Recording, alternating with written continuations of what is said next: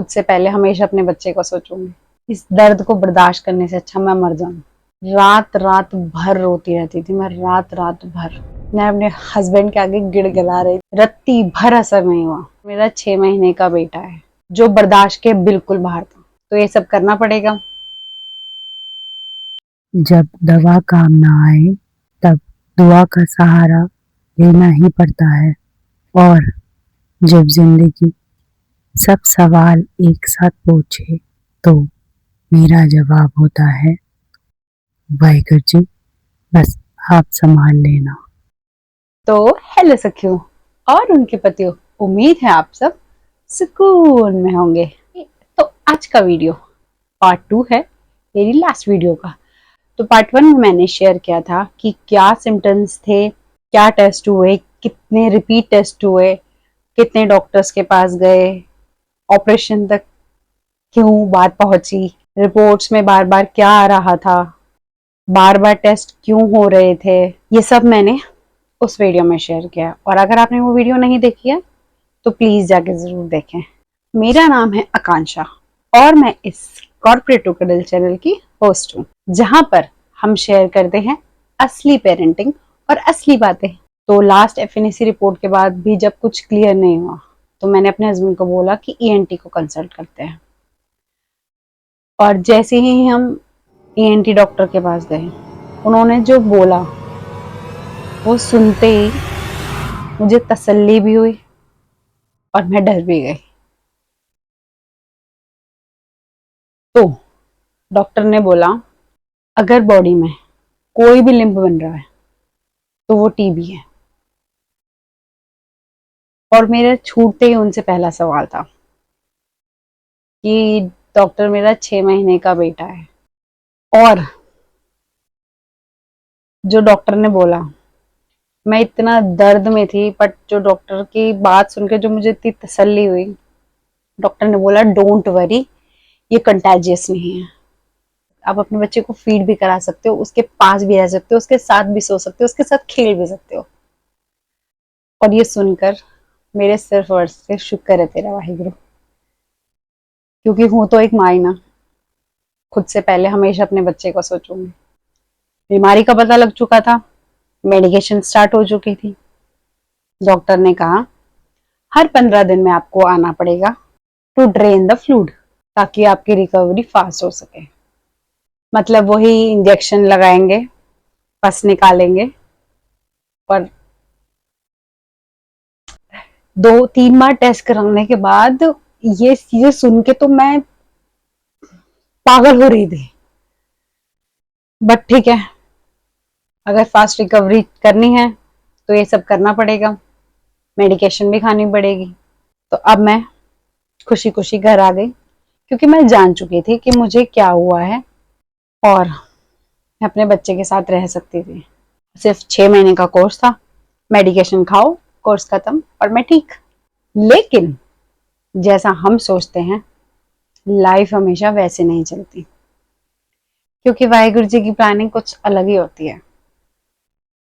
तो 4 महीने तो सब कुछ बहुत स्मूथ चला, मेडिकेशन टाइम पे ली, डाइट अच्छी रखी, एक्सरसाइज करी। लेकिन उसके बाद शुरू होती है असली परीक्षा, दवाई के साइड इफेक्ट। B12 की कमी, B6 की कमी, बालों का झड़ना, हाथों का, पैरों का, स्किन का, टंग का कलर ब्लैक होना, ये सब स्टार्ट हो गया। B6 डॉक्टर मेडिकेशन के साथ में ही देते हैं, बट कई बार वो जो है वो इनफ नहीं होती।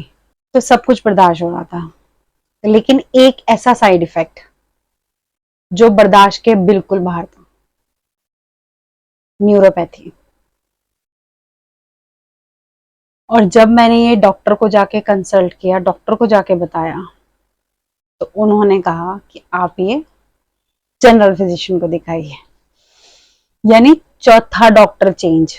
तो डॉक्टर के पास गए, उन्होंने थोड़ी सी मेडिसिन की डोज कम करी और B6 और B12 बढ़ा दी, लेकिन कोई असर नहीं हुआ, रत्ती भर असर नहीं हुआ। न्यूरोपैथी में आपके हाथ पैर सुन्न हो जाते हैं, ऐसा लगता है कोई सुई चुभ हो रहा है, पिन मार रहा है, जो कि टीबी की दवाई का साइड इफेक्ट होता है। तो डॉक्टर आपको B12 देते हैं और उससे आपको फर्क पड़ जाता है। लेकिन जो मेरा लेवल था वो बहुत ज्यादा ऊपर चला गया था। मेरे हाथ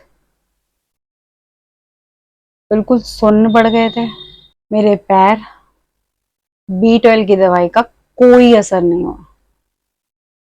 रात रात भर रोती रहती थी मैं, रात रात भर, पूरी रात नहीं सोती थी मैं, पूरी रात नहीं। कभी बेड पे लेट रही हूँ, कभी जमीन पे लेट रही हूँ, कभी पैर ऊपर कर रही हूँ, कभी पैरों को दोनों कस के बांध रही हूँ, कभी दबा रही हूँ हाथों से, कभी मेरे हस्बैंड लगे हुए हैं पैर दबाने में, कभी मालिश करने में, कभी मसाजर से मालिश करने में। ओह, वो ऐसा दर्द था जो बर्दाश्त नहीं हो रहा था। जब डॉक्टर को जाके मैंने बताया तो डॉक्टर ने मुझे बोला, बेटा 5 महीने हो चुके हैं, सिर्फ 1 महीना और बचा है, कुछ भी कर ले, बर्दाश्त कर ले बस। मैं अपने हस्बैंड के आगे गिड़गिड़ा रही थी, मुझे नहीं खानी मेडिसिन, मुझसे नहीं बर्दाश्त हो रहा। और वो 1 महीना उन्होंने ये बोल बोल के निकाला कि 25 दिन रह गए हैं, 20 दिन रह गए हैं, 10 दिन रह गए हैं, ताकि मैं डिमोटिवेट ना हूं। वो 1 महीना हर दिन ऐसा लगता था कि इस दर्द को बर्दाश्त करने से अच्छा मैं मर जाऊं, क्योंकि मैं खुद तो परेशान थी, मैंने घर में सबको परेशान कर रखा था।